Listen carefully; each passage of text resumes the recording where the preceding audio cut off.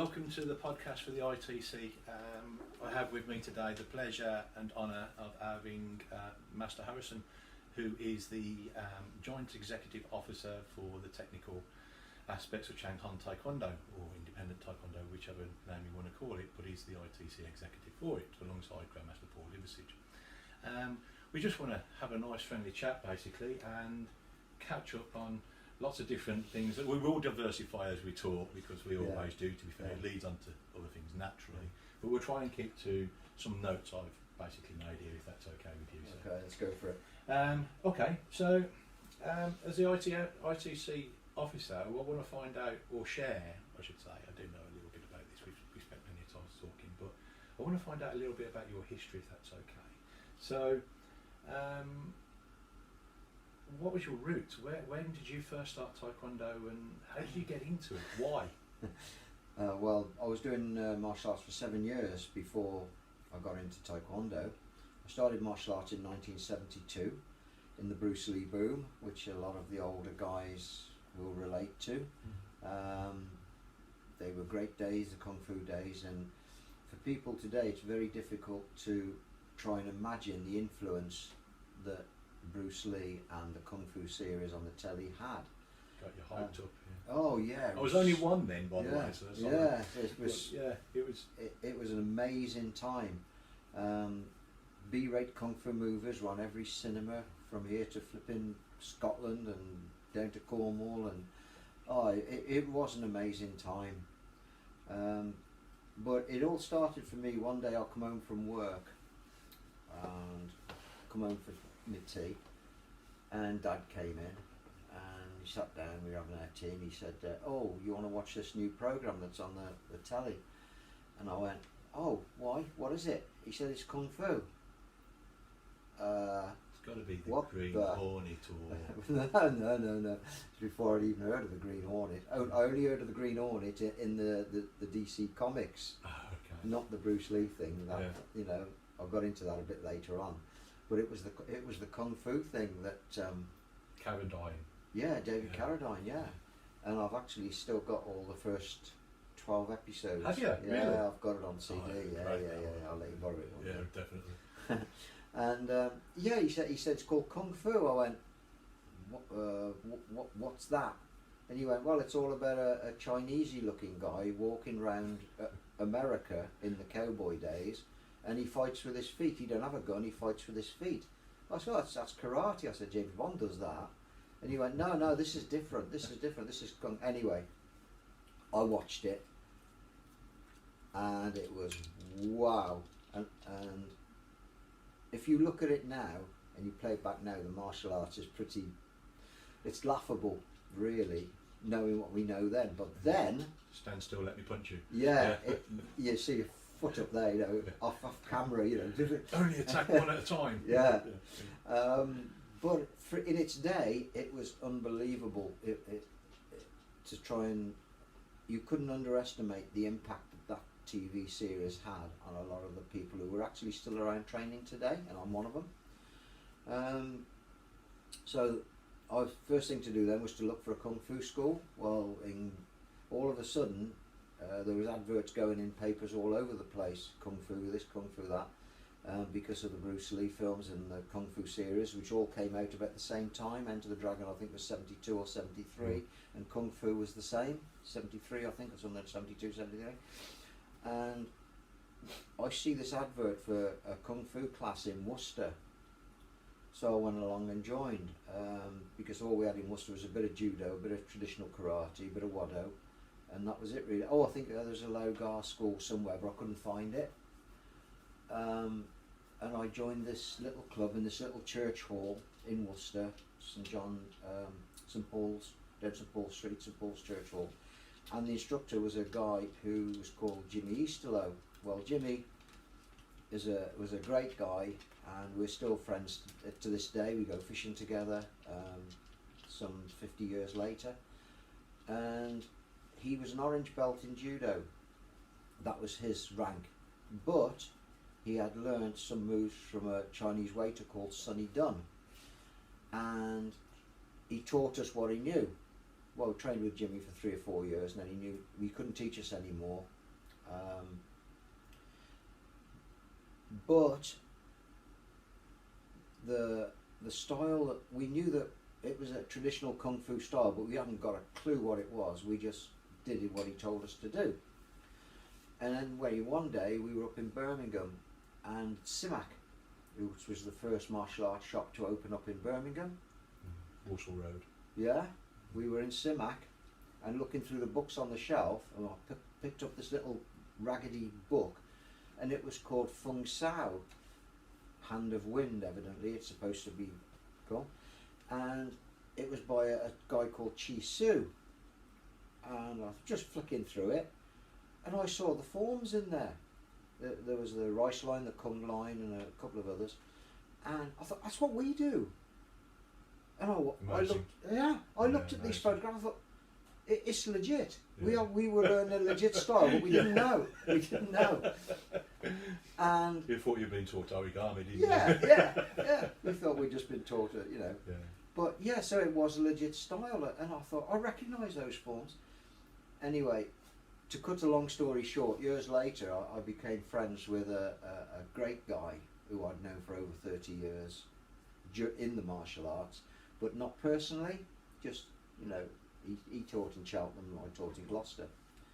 So we knew of each other, and occasionally we met at comps, but we weren't friends as such. But I got friends with him, and his name was Deadly Dicker Hopkins, Richard Hopkins. He's a fantastic guy. What a character. Oh, what a character. And evidently this Chi Su used to live in the same place where Richard used to live as a kid. Because I was telling Richard about it, and he said, oh, I know Chi Su, I used to live by him. And I went, what? Small world in the end. Small world, yeah. But anyway, we did that. I had a little go at a little bit of White Crane, which I didn't like it very much. Then I did a little bit of Wateroo Karate, which I didn't like very much. I found the Kung Fu styles a bit flowery, and the karate a bit staccato, straight line, up and down the gym, you know, reverse punch, Gekuzuki and all this kind of thing. And then one day in 1979, I've been doing training for 7 years by now, but in 1979, a friend of mine who I used to train with said, oh, there's a demonstration being held at Christopher Whitehead's school. It's a new martial art opening up in Worcester. He said, do you want to go along and have a look at it? I thought, oh, okay, what is it? He goes, it's Taekwondo. And I went, what? Never heard of it. So went along, and to be honest, I was blown away with it. The guy opening up the new school, which was the first in Worcestershire, it hadn't even got to Herefordshire in those days, or as far as I knew it hadn't, was an instructor called Don Atkins. He was a second degree, and he hadn't, it was his first school. He hadn't got another school, it was his first school. So him and his friend, who was called, we knew at the time, was Dave Oliver, brought some students down from Dave's Warwick Club, and they did a demonstration, and there was about 50 people in there watching it, and I was one of them, and I was absolutely blown away by what I saw, and I thought, wow, this is it, this is what I want to do. People doing the one-step sparring and the breaking and the flying kicks, and wow, it just blew me away, to be honest. And so I started on the 10th of May 1979, and that was the very first lesson in the very first club in Worcestershire. And Don was a second dan at the time, and that's where I stayed. Went all through my colour belt gradings, got my black belt in 1982, 6th of March 1982 at Master Rees Academy up in Renfrew Street. Funnily enough, me and the other guy who got it with me, called Kev Tivernon, we both failed our black belt prelims 3 months earlier, and Don was desperate to have black belts in his class, so he talked Master Ree into grading us again, allowing us to take our black belt grading at the next grade in March up at Renfrew Street. And Master Ree said, okay, but only on the pretext that they come up to Glasgow and stay for a week, train at my academy every day, and then I'll allow them to grade at the weekend. And that's what me and Kevin, and Don was taking his third dan on the same grading. No. And that's what we did. Fantastic. We stayed up there in some real grotty digs in Glasgow. Yeah. We trained every afternoon and we trained every evening at the academy and took our grades and we got through. And that was on the 6th of March 1982. And that was a UKTA certificate, ITF, which was the only ITF in those days, not like it is now, and there's ITFs all over the place.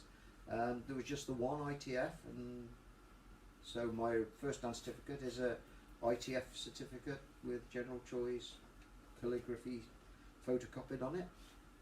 Great memory, and something to treasure. Great I memories, wish I still yeah. had all mine. But Oh, I yeah, haven't. great memories. It's great. I mean, since you passed your first degree, what was you thinking at that time about going out to teach, or Yeah. was it always a plan for you? Yeah. How that came about was I was into it so much, I loved it so much. Yeah, I did want to teach, but I'd only just got my black belt.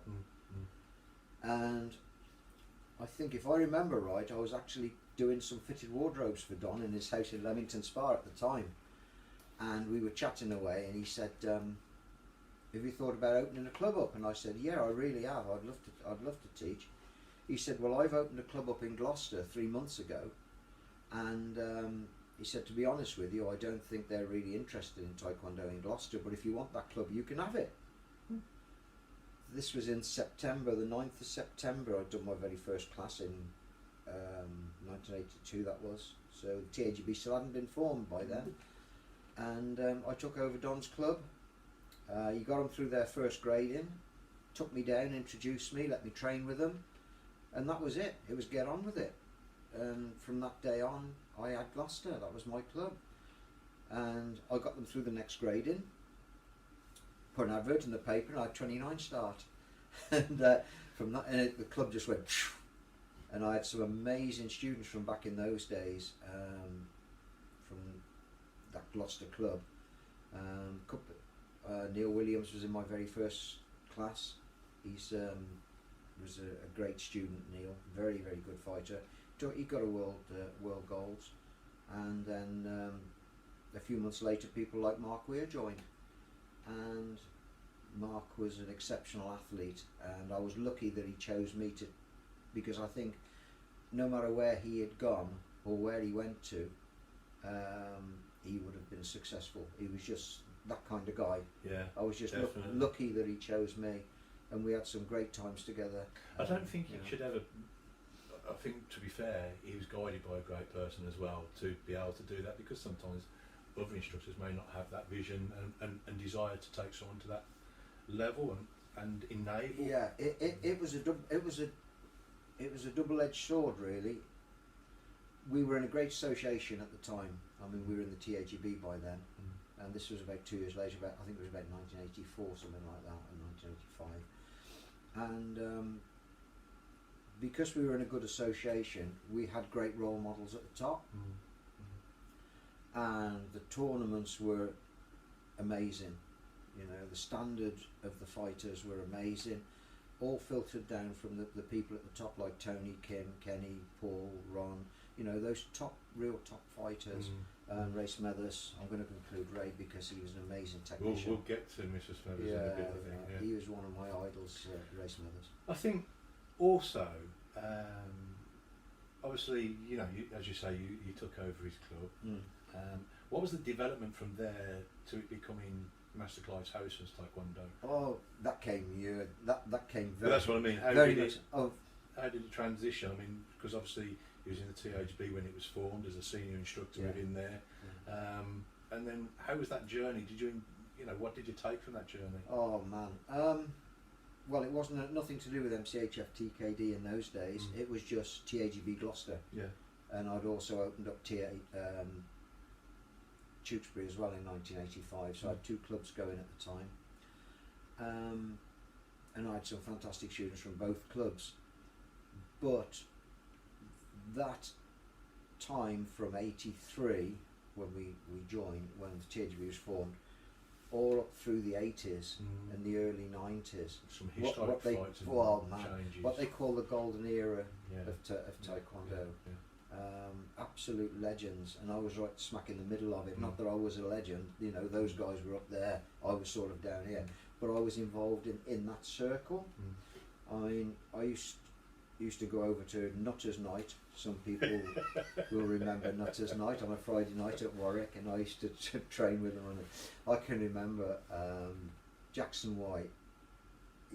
I was just training for my black belt, and I was training 6-7 times a week, plus the Nutters Night, and we lined up, and I had Jackie, and as soon as we started, the first kick I threw, I managed to clip him up the side of the head, and I thought, oh no, what the hell, because he was one tough cookie. He was an amazing fighter, and it was just a fluke.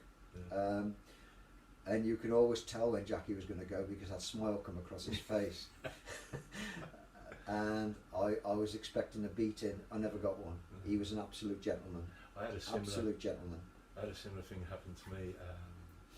Master James McKenna, great skill set, Aikido, Taekwondo. His abilities were unreal. I never forget watching him, and in fact sparring with him.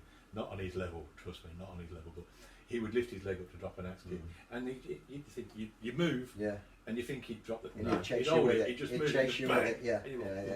And we were doing some set sparring, and I remember doing something, and he's come up, and I didn't pull back enough, and I hit him, and I thought, do I start digging the hole now and climbing? But he got up, and he knew it was an error, and knew I didn't do it on purpose, and I was so grateful, but I was so apologetic afterwards for ages. It's like the guilt-stricken. But I understand that. That's what it was like in those days. You know, the skill factor with the fighters. I mean, even today, they're legends. Even today.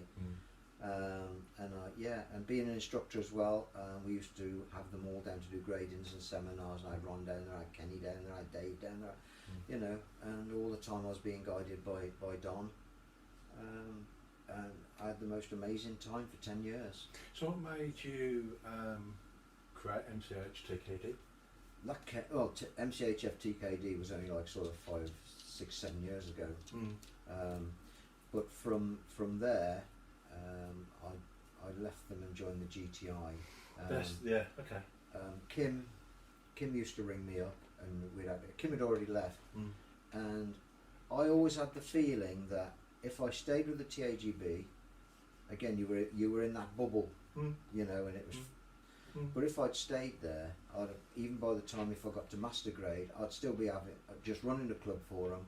I'd be having no input because the committee was there and everybody else was down here, and that's how it looked to me as if it was going to stay. And you wanted to evolve. I've been proved right. I wanted to evolve. I knew I picked up all this experience under these guys and watching them for 10 years. I knew that I would have something more to give, which I wasn't going to get in the TAGB. And I was talking to Kim, and Kim actually, one of his things he said to me, he used to ring me up until 2 in the morning, we used to chat, and he said, why don't you join the GTI? He said, because it's a new association, it's a young association, and your experience and your skills and people that you've taught, and he said it'd be really valued in there, and you'd have a voice.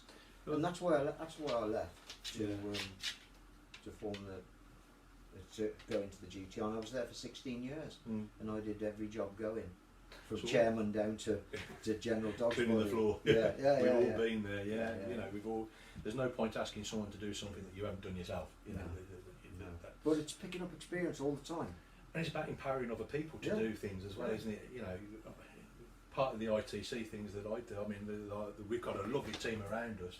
But at the same time, I like to empower people within them positions to become stronger positions, and it helps share. So I think, what happened after the GTI? GTI, I was chairman for 5 or 6 years in that. Then I was chief instructor for another 6 years, and blah blah blah blah. And then gradually, it started to go sour, because they always used to listen to me and you know not always take my advice, but at least consult, and take seriously.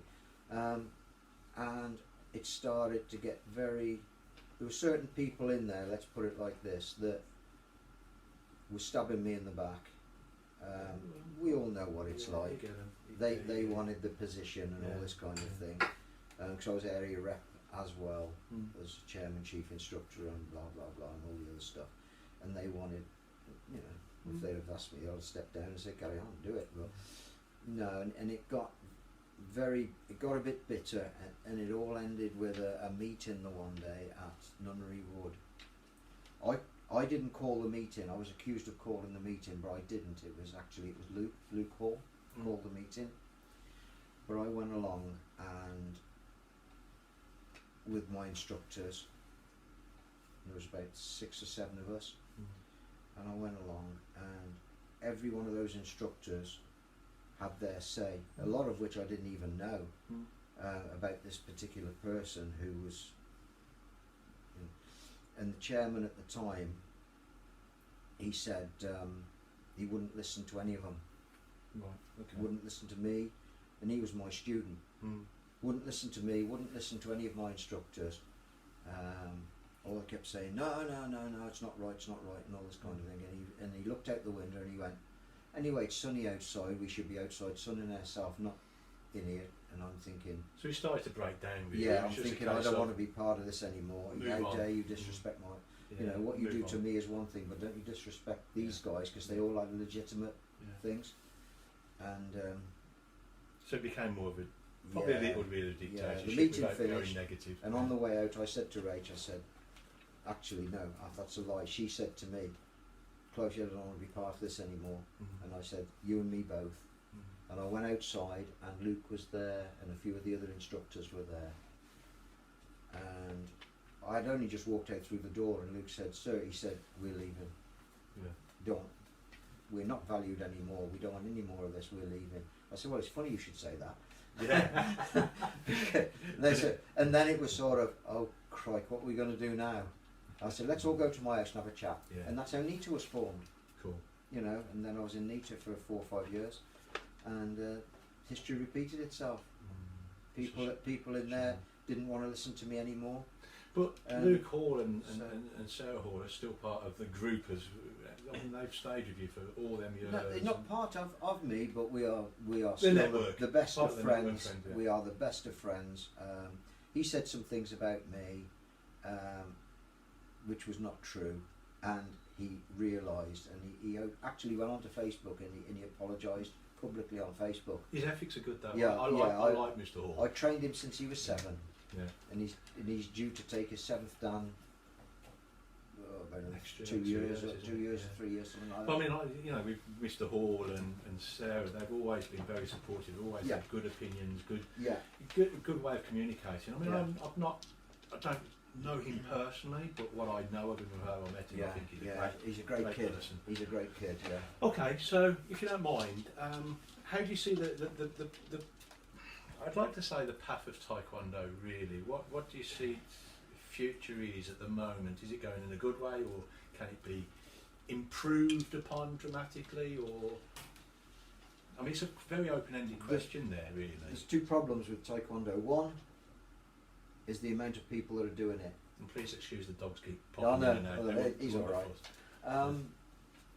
Since General Choi finished his demonstration tours and everything, and it started to get popular around the world, and Master Ree brought it to England in 1967. After An Hot Day. Yeah, I was going to say he became Taekwondo. And, he's credited with bringing it. But I know there was Taekwondo in this country before then, but he's credited with bringing Taekwondo to Britain. I think he brought it to where it is. Yeah. He gave it a sort of foundation. Very strong foundation, to say the least. I mean, the guy's got hands of shovels, you know. I know. And he's up here. He's a very powerful guy. Very, very powerful guy. Can't take anything away from him whatsoever. No. He was. Well, see, this is the problem. Everybody knows the story that Master Ree was publicly known as General Choi's best student. Yeah. All right. Yeah.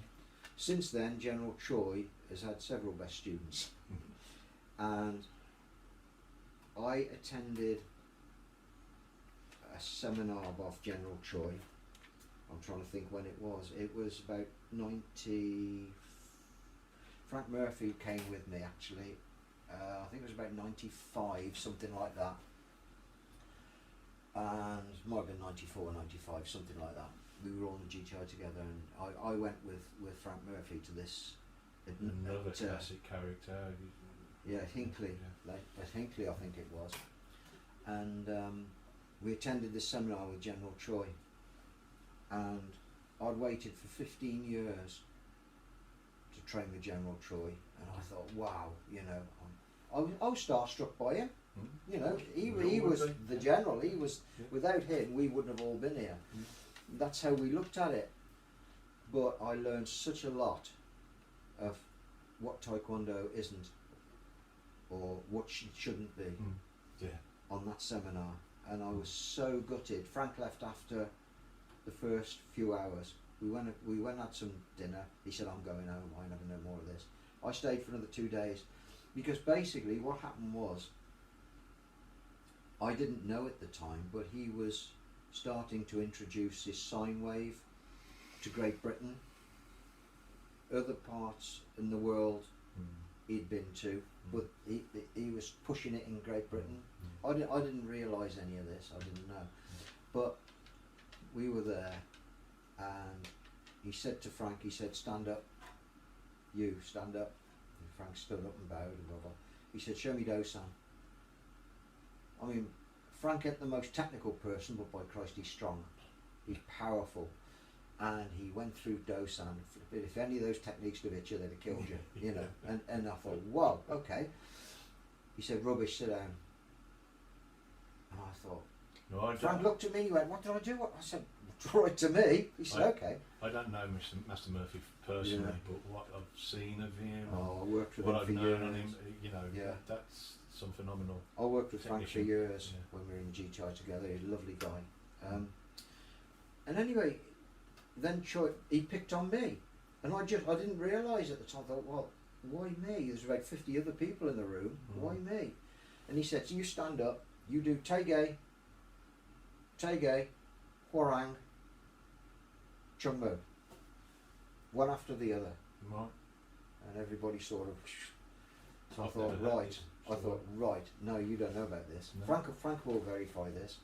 Maybe we'll have to Get him. We'll Master get him. Murphy Yeah, on here, get right? him. He'll verify it. And I thought, right, I've waited 15 years. I'll show you. Because I mean, I was always pretty okay with patterns. I'm not saying I'm brilliant, but I was okay. And I thought, right. So we started off, and I went bang, bang, bang. I went, and I finished Chung. I went, ugh, and the sweat was pouring off me. And it was pouring off me. I couldn't have given it any more. I really couldn't. He looked at me and went, rubbish, sit down. And I thought, what? Frank looked, he went. So anyway, what it was because I weren't doing sine wave. So he got one of his entourage down, and he went, you do it. And then it was the, you know how it goes. Yeah. And I looked at it, and after he finished Chung Mu, there wasn't a bead of sweat on him. And I thought, what benefit did you get from that? I'm not knocking sine wave, because that discussion but can go on that was forever how and it day, looked at the time. That's Yeah. a whole new discussion, but that's what it looked like to me at the time. And I thought, what benefit do you get from that? There's no marshal in it, is there? No, that is how it looked. That is how it looked, and that's what happened. And that's when Frank, we went out then, and he said we were doing 4 directional over and over and over and over, trying to get this, you know. And he said, I ain't having no more of this. I'm going home. And he went, and I said, well, I'm going to stay. It's got to get better. So I stayed for the rest of the day. I went home. Did it get better? I went back the next day. Yeah. And by the dinner time, we were still doing 4 directional. Right. Okay. 1 and 2, over and over, trying to get this, pump this sine wave, which I didn't even know what it was at the time. All I knew that what he was doing was different to what I'd been taught under Master Ree and Don and all them. And that was the story behind that one.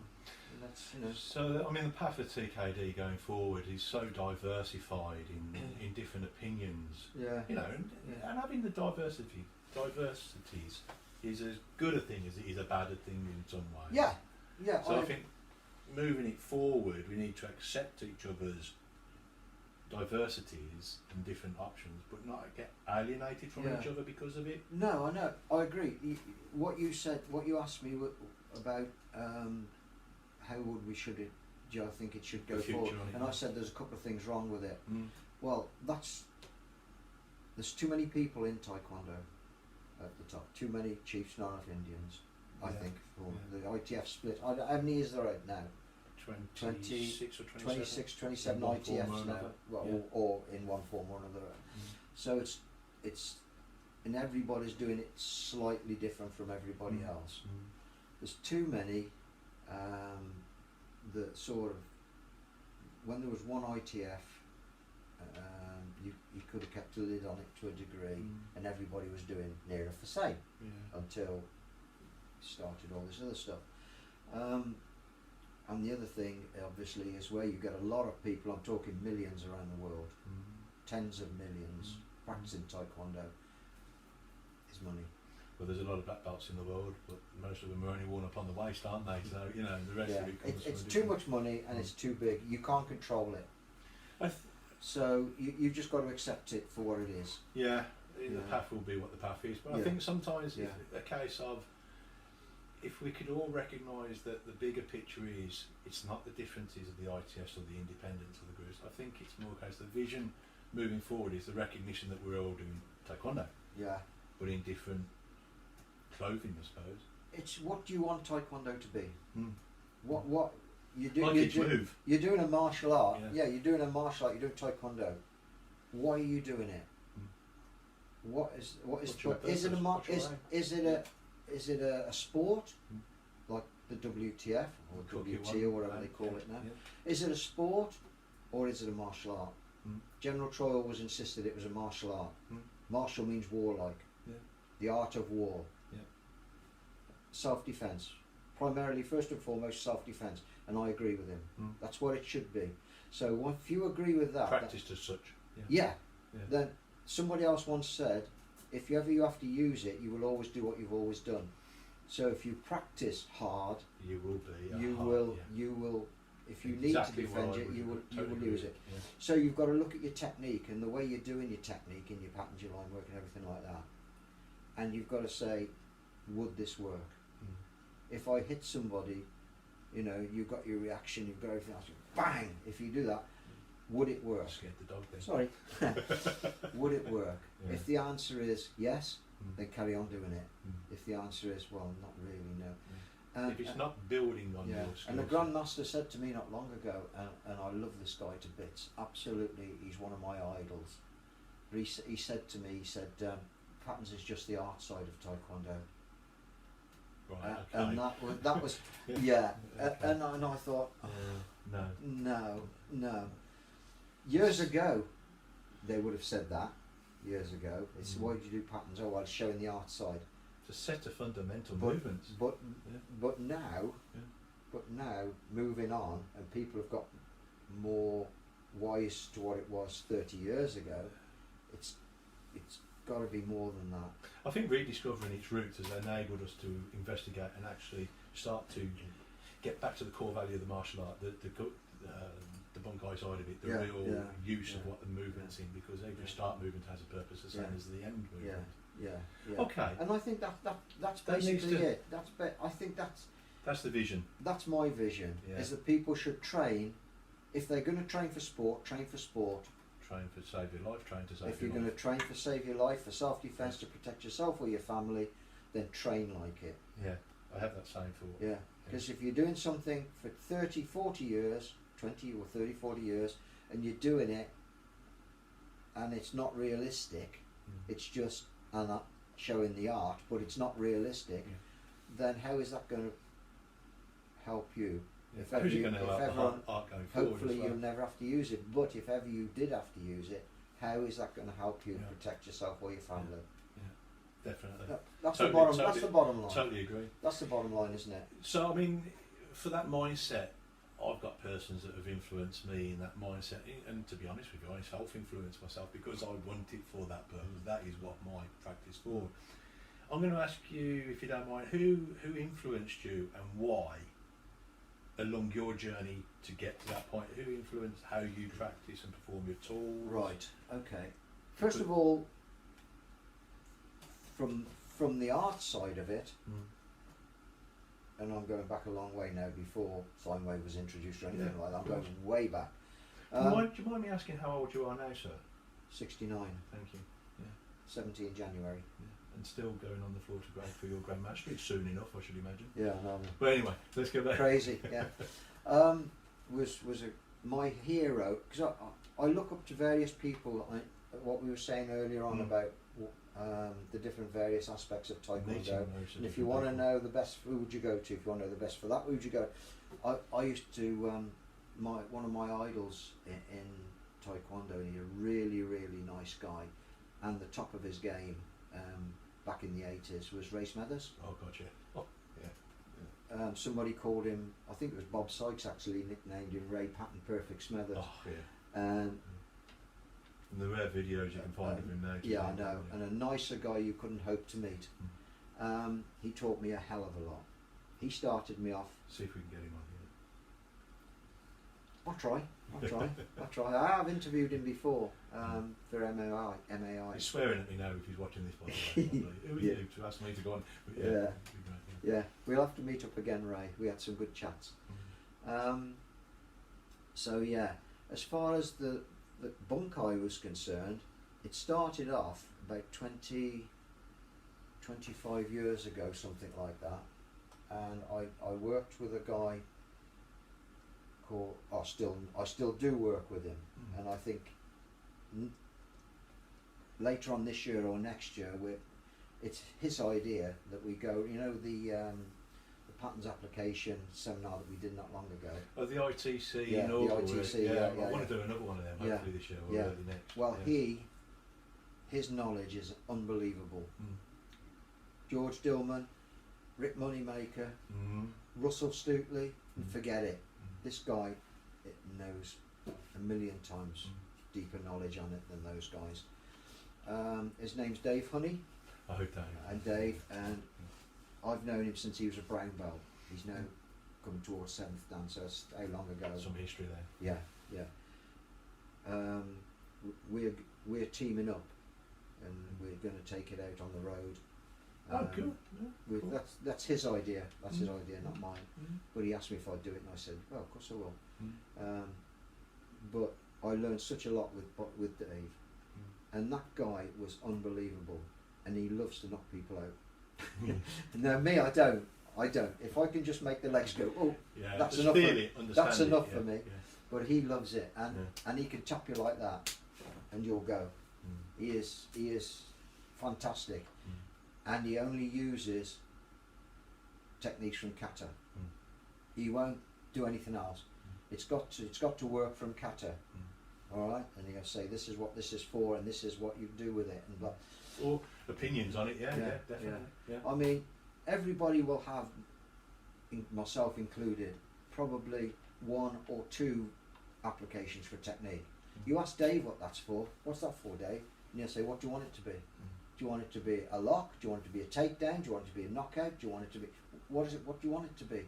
And he will then adapt that technique and for whatever you want it to be. I think that raises a point as well, to be honest with you, because you can have people that are living in martial arts, longevity in Taekwondo or their chosen art, but they got the same knowledge that they had when they were taught, so they haven't expanded or investigated or grown. Because they've stayed in that little, they've stayed there. They've just stayed in that and they haven't expanded their knowledge. No. But the persons we're talking about now have investigated, gone, why do we do that? Questioned That's it, right. And that's what I love I doing. always encourage people doing. to question, always. Stuart Anslow is another great advocate, another great guy, who does this kind of thing. Yeah.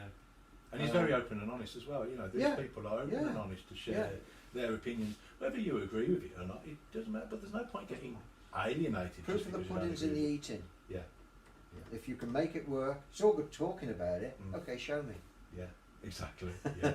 Show So that's what I think is important. Yeah. I look forward to this road show, and let's get it involved into the ITC seminar as well. I think because the first time we did that, we had what, about 60 people there, 70 people come along and join in. It was fantastic. Including masters, including master grades and everything. Master Roy Bertrand was there. Lovely guy, love that guy. He's under John Kirkwood, come all the way down from Scotland. Oh yes, all the way down from Scotland to him. Mr. Onslow was there. He was on the lines as well, enjoying it and taking it all in. And I met a lot of people there that I stay in contact with now, which is wonderful. But that's it. We train with everybody. Yeah. Doesn't matter what association you're with. It was fantastic. Yeah. It was a great gathering. So, okay, these people have influenced you in the past and still do now, obviously, because they've had a great amount of input on you and vice versa. Haven't taught you yet to stop your dog or biting your arm or my dog licking you. But who would you say now influences you now? Who would you say you look up and or talk to, have respect for now, and why? I have one of the people that I've got great respect for, besides you, so that goes without saying. And he doesn't even do Taekwondo, he's a kickboxer. That's not me, by the way. No. It's Superfoot, Bill Wallace. Yeah, lovely guy. Yeah.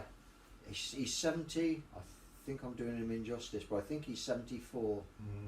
And he's still out there dropping into splits and doing his stuff, and a nicer bloke you couldn't hope to meet. To me, that's what martial arts is about. It's not going out and beating people up and things like that. Taekwondo, in my opinion, is a tool that you can use to develop yourself as a person, physically, mentally, call it spiritually if you like, you know, attitude-wise, character development-wise, and it will develop you. Somebody once said to me, "Oh yeah, that's interesting, how does it work?" It was a parent actually. "How does it work?" And I said, "I ain't got a clue. Don't know, I just know it does. If you under a proper instructor, you take this timid little kid of 4, 5, amazing, five or 6. Like Luke Hall's a great example. I had him from 7. A little gangly, gawky kid. He won't forgive you for that one. He will. And he's now going, what is he now, 30, 33, 34 now, from Chang, from the age of 7. And he is now a 6th dan. And he bounces He's around won world and European champions. He's got so much confidence, he's so good, he's so strong. And when he started, he was a little gawky kid who used to be pushed around by his brother. Pushed around the gym by his brother. And I can remember saying to his brother, who was bigger than he was, Logan, "You won't do that in another 2 or 3 years' time. You won't be doing that then." And sure enough, Logan stopped training, Luke carried on, and now he's flying. I think having all these influential people that are sharing and open, it's a case of, again, the whole point of the mission initially of Taekwondo was to be able to be better than you was the day before, but also to help in its mission to create world peace or unity. And the way that you can do that is through Taekwondo, because you develop people to be... It says the old thing in the thing is, "I shall be a champion of freedom and justice, I shall build a more peaceful world," which to me initially is, you know, but fundamentally it's right. It's right. Whether these people of different have that purpose in mind is another matter. But those people who wrote that, they should try listening to their... let's not go there. But you're right. Don't do as I do as I say. I mean, generally, like when meeting Superfoot, I mean, we've had him over in the UK so many times now, between me and you anyway, and he's coming over again this year to the Birmingham area. That wasn't a plug, by the way, but he is coming at the end of the year. So October, guys, I think. So we're hosting him in the West Midlands, and he's going to be all over the place, so anywhere you go. But because we want to share and we want to just openly talk to people, it's great because you can have that effect on the masses. Same as the ITC does, to be fair, it gets into the masses. So touching on that, in the end, I know from probably the interview, if people have seen it before, when we were having a chat with me being the main focus on that one, and you doing your investigations, why are you with the ITC? Why have you brought HTKD within the ITC and become an executive officer from such a point where it was like, oh no, you know, I've been in so many different groups, I'm going to question that, because I I don't want to jump out of the fire into the frying pan. You know, why would I bother? So what made you in the end go from being a skeptic, let's be honest, looking for the flaw, and why you now with it to... Because basically it is what it says it is. I couldn't find a catch. I could not find a catch, and as you know, I trained. I was in it for 2 years, and I questioned and questioned and questioned, and I looked for catches and I looked for catch. There isn't a catch, and it's the only association I've been in that that does what it promises. That does NGB. That does what it promises. I've been, as most people have out there, promised this, that, and everything else, and as soon as you get in the know, goalposts are changed. And why have I become an officer? You asked me. You asked me. I asked you. But why did you accept the position? Why did you feel that?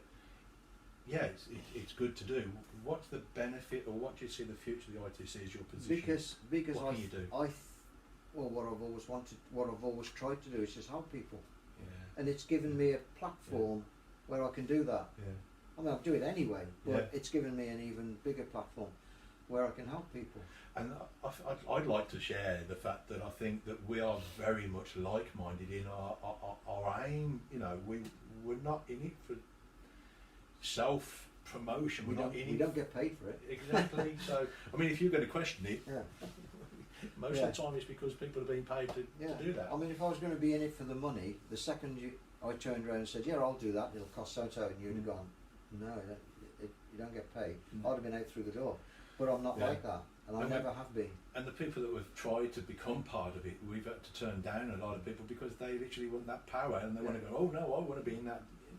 No one owns the ITC, and it doesn't own it. And that was one of the problems in the early days of the GTI, because it went from about 6 clubs to 3,000 members in a few weeks. It just exploded, and everybody wanted a slice of the action and blah blah blah. And because they were told no, a big percentage of them left.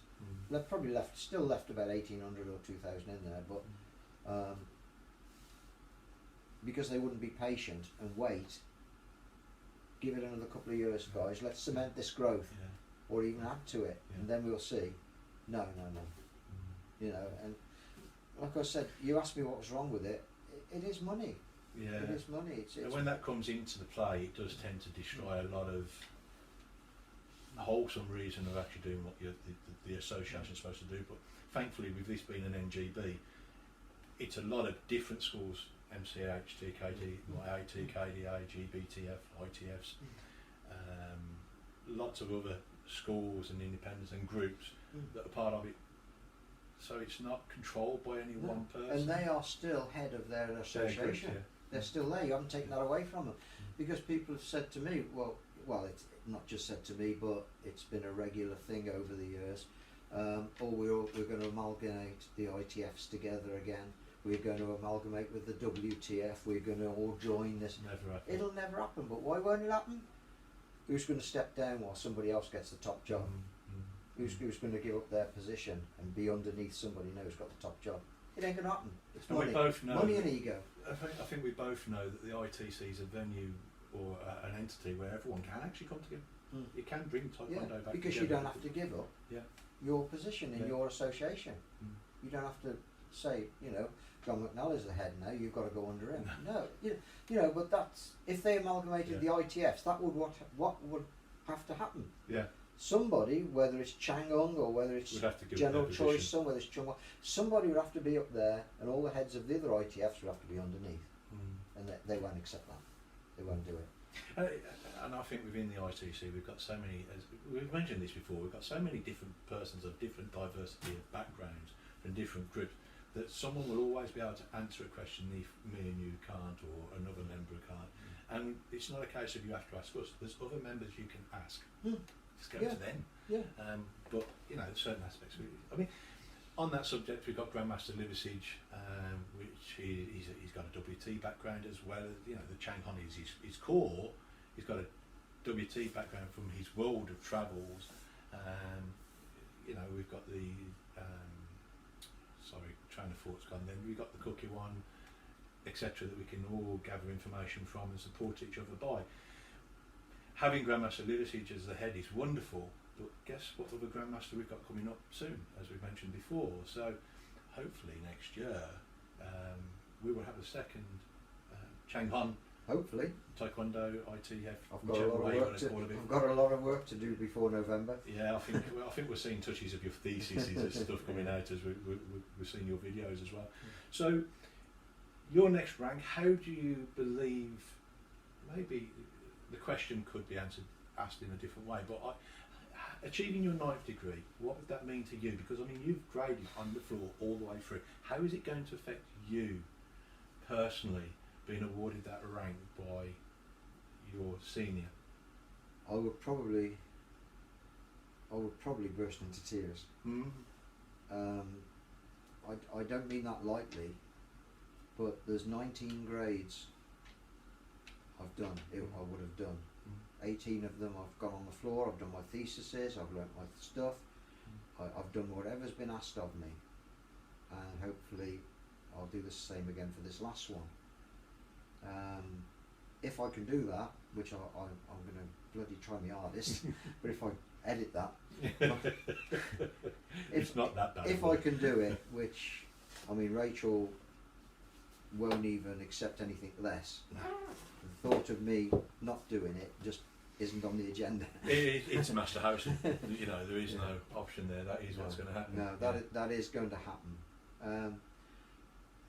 And I'm hoping that it'll give the ITC a hell of a lot of credibility, because once somebody gets a Grandmaster out there, there's so many people who are going to be looking at it and shooting you down at the first opportunity. Oh, they'd love to. They'd love to, yeah. Of course. But then a lot of it. If I do it like the way I want to do it, then they can't do it. I've done my time on everyone. By the time I got my 7th done, I would have done 17 years as a master grade. Wow. 17 years before taking my 9th done. It's fantastic. So when you look at you getting your black stripes, and we sat there and we've had lots of talks and sharing of history. I say stories, it's not. It is a story but it's true history, and that's wonderful. So you've got your black belt, and then there's people got to Grandmaster before you have that were lower grades than you, or the same grade. Oh yeah. We're not going to mention names, obviously, because it just wouldn't be proper. Yeah, I know. It wouldn't be Taekwondo. Well, we all know who they are. Yeah, but it's. I think it's going to be an amazing. We all know, or people that know you personally, we know you're more than Grandmasterage worthy. You know, we look at you that, you know, not patting you on the back and bigging you up, but I've got a lot of personal respect for you. I've got a lot of personal respect for you and what you do, and how you perform. You know, when seeing you do your sidekicks at your mature years, not saying that you've got no physical injuries, which is amazing to reach that age without having a single core injury that affects you long term. No. Yeah, you've probably broken fingers, knuckles. No, I've had one ACL. Yeah, so I mean, one cruciate ligament. You know, so you having that ability to go for that, I'm quite envious of personally, to be perfectly honest. I'm lucky. I've said that to you. I am lucky. But you're going to go for that 9th degree and be another person that will be able to help build that peaceful world by being a great example alongside Grandmaster Liversidge and other Grandmasters like Grandmaster Robert Wemden and other Grandmasters from WT side of it that I've been granted my honorary 9th degree from. Grandmaster Andrew Purun Gurung and people all over the world. It's great to have that support and people to look up to, and you know it's got true value there. So, in your opinion, and this again, we could talk about this probably for hours. How do we keep Taekwondo going forward and keeping strong and true? Now, true is the word. That can be many different opinions. Beauty is in the eye of the beholder. Yeah. It's up to the individual's interpretation of what they mean by the word true. Exactly. What we were talking about earlier on. I think true Taekwondo is a self-defense art. And I think the training should be geared towards that. If you want to use it as a sport, do WTF. get in the Olympics or whatever you want to do. But we're not belittling that. I'm not belittling it. No, I'm not belittling that's what it. that is their I'm saying, focus, and the yeah, power I'm saying in if there that's is what you want to amazing. do, Yeah. then go down that way. Yeah. Yeah, but you could still get in the Olympics by doing ITF. I mean, Jay Jones has. She used to be TAGB, and she's double world champion. Phenomenal. So amazing, Yeah. amazing martial artist. So the avenue is still there if that's what you want to do. But sport-wise, it's like kickboxers or boxers. Sooner or later, the years catch up with you. Yeah. So if you haven't got that traditional background and all you've got is a sport background, sooner or later you ain't going to be able to do it. Or, Yeah. You know, if For you've got the injury traditional or background, etc. you can still train. Yeah. You can still practice. Yeah. That's the way I would like to see Taekwondo. Going back to its stronger, more military focused application. It's military martial art. Everybody says to military martial art. None of the bouncy over the top well, stuff. that was done for the North Koreans, wasn't it? Sorry, edit that. That was done to appease the But again, this is our opinion. To appease the North Koreans. When we do these, we both share opinions. Just because it might not be the opinion of someone else. That's right. We don't alienate each other. I'm not there to start an argument. It's encouraging discussion. I'm just giving my opinion of what I believe and why I believe it. But it's based on a whole 40, 50 years of martial arts experience. It's not based on that one little. I've been started in the I don't know, call it what you like, call it the UKTA because they're still going. I didn't start in the UKTA 40 years ago, and I'm still in the UKTA now, and that's all I've ever known. I think this is when you look at much bigger picture. Keeping it Taekwondo, keeping it strong. I totally agree. That's my vision as well. You know what I'm like. If I'm going to do something, it's going to be done right. It's going to be done for that purpose. When I say it's going to be done right, it's going to be done in my perception of right. It's going to be done powerfully. It's going to be. The fact is, if I'm going to hit someone once, I want to make sure I'm doing as much damage as I can to stop that offensive item against me. But when we talk about experience and being able to say that, the experience just between me and you sitting here, the amount of years that we can share and discuss, yours is now coming up to 50 years? 50 years next year. 50 years with yours? 72 I started. For mine it's almost 38 years. For Grandmaster Liversidge, I think it's now 55, 56 years. 55, 56 years. And then you've got Master Kirkwood up in Scotland, and his good lady, which I've got to say, Mum Kirkwood, it's fantastic to have your support as well. But we value everybody that has that input. Then you've got Master O'Leary, which I think again is 38, maybe 40 years now with his history. So there's so many years of history of talking to different people, not just within one organisation. That's right. That gives you a more a broader scope. Yeah, much broader scope. And whenever people ask me anything, I give my opinions from experience, not from what somebody said. It's from my experience. And so what I say is based on what I've learned personally, not just somebody said on a Facebook thing, I think it's so. No, that's hearsay. I don't go with that. I only give answers on what I've experienced personally. No, I think that's the only way we should really do it. Just a bit of hearsay can't work. You've got to have that conversation and that experience to be able to give an open, honest opinion. Well, I really value your time going through this for the interview. I'm not the greatest interviewer in the world. I'm sorry everyone's looking at the side of our heads. I know, But some people say the back of my head's the better view, to be fair, of mine. But only now I've had my COVID haircut. I'm like a Yeti. I've got my haircut next week, thank God. But I mean, thank you very much for your time. Do you see yourself staying with the ITC and the TC UK long into the future? Definitely, because it is the only thing that I've belonged to where it is true to its word. It is true to its word. It's sad when people stay in association and knock it all the time, rubbish it all the time, but they don't leave. If you're not happy, just leave. This is 2021. It's not the 1970s anymore, or the 1980s. There are people out there that will help you. I mean, back in our days, we didn't have podcasts, we didn't have video, we didn't have chats. It was like we'd dial a tone, and it'd be like 4.5 hours later you get a connection, or you wouldn't be able to have the amount of knowledge now. So thank you. Well, thank you very much for your time. I appreciate it. We will do this again because there's so much history we can share from each other, or just perspectives, or you could ask questions, put them on Facebook. We'll put a note up there, just say, oh, well, can you answer this question for us in the next podcast with Master Harrison, with me? Not that you're going to want to listen to me, Babylon, you're doing enough of that already. Please question me. Yeah. Please do. Yeah. Question why his haircut is still that same one. But, you know. So we'll give you the watch out for that sidekick. The contact details, and now. Yeah. So International Taekwondo Council, as you're already aware. Email is the website address, but obviously with office at the front, so it saves me saying that whole thing out. Or obviously give me a call on my mobile number or Master Harrison's number of 07976 986 439. And mine's 0777 337 6633 if you want to listen to my Brummie accent. So you might not agree with us, great. Yeah. No problem. But have share. Have a chat. You know, it's always good to discuss. There's never going to be any offences caused. So thank you. Hope you enjoyed this. Again, as I say, questions, ask. Take care. Bye. Bye.